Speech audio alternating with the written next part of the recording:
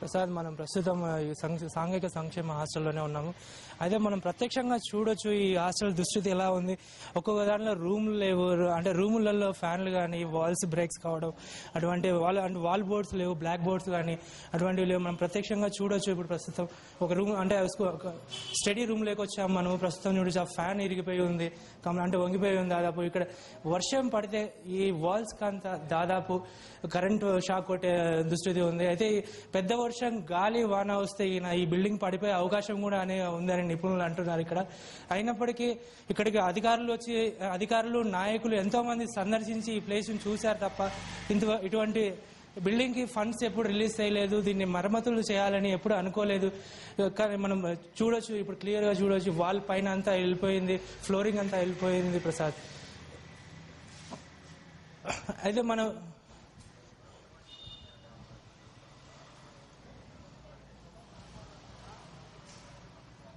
ఖచ్చితంగా ప్రసాద్, మనం ఎందుకంటే ఈ అధికారుల నిర్లక్ష్యము లేకపోతే స్థానికంగా ఉన్న నాయకుల నిర్లక్ష్యము అనుకోవచ్చు. ఎందుకంటే ఇంత దుస్థితి, అంటే ఈ హాస్టల్ పరిస్థితి ఇంత ఘోరంగా ఉన్న ఇక్కడికి ఆల్రెడీ కాంగ్రెస్ నాయకులు కానీ సిపిఎం నాయకులు కానీ దాదాపు నాయకులందరూ సందర్శించారు. అయినా దీనికి మోడిఫై చేయడానికి ఫండ్స్ రిలీజ్ చేయలేదంటే మనకి కరెక్ట్ తెలుస్తుంది, ఇక్కడ పరిస్థితి తెలుస్తుంది.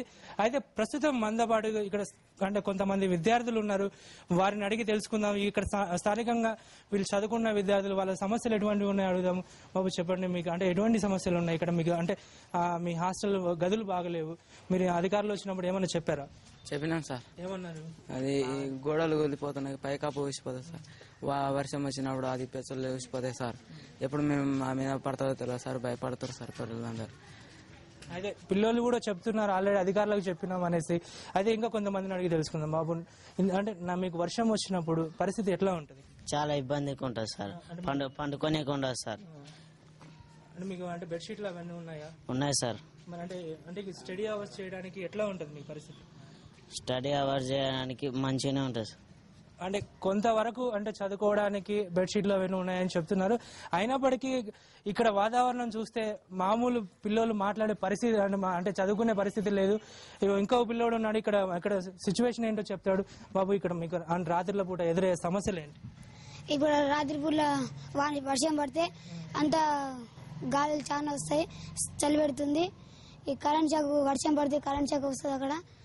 అందువలన మాకు కొత్త హాస్టల్ కట్టేయాలని. సో ప్రసాద్, అయితే వీళ్ళు అంటే ఇప్పుడు వర్షాల పరిస్థితి అంటే పడితే ఏంటి పరిస్థితి అని చెప్పారు. అయితే ఇంకో పిల్లని భోజనాల పరిస్థితి ఎట్లా ఉందో తెలుసుకుందాం.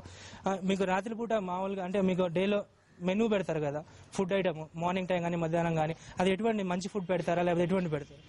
కొంచెం మంచిగానే ఉంటుంది. సాంబార్ కొంచెం నీళ్ళు ఉంటాయి, దోమలు వస్తాయి. అంటే మీకు జ్వరాలు వస్తే టాబ్లెట్లు ఏమైనా ఇస్తారా? వాడని సార్ చూపిస్తాడు. అంటే మామూలు అంటే ఎంతమంది ఏమన్నా పిల్లలకు జ్వరాలు వచ్చిన హాస్పిటల్ తీసుకుపోయిన పరిస్థితి ఏమన్నా ఉందా? జ్వరాలు వస్తే హాస్పిటల్ తీసుకుపోయిన వాడని సార్, అందరికి మంచిగా చూపించాడు. ఓకే, అంటే ఫుడ్ విషయంలో భోజనం వరకు బాగానే పెడుతున్నారు. అయితే సాంబారు విషయంలో నీళ్ళుగా ఉంటుంది. అంటే మెనూ ఏదైతే గవర్నమెంట్ ప్రొవైడ్ చేస్తుందో దాన్ని మాత్రం కొంత కరెక్ట్ గానే మెయింటైన్ చేస్తున్నారని పిల్లలు చెప్తున్నారు ప్రసాద్.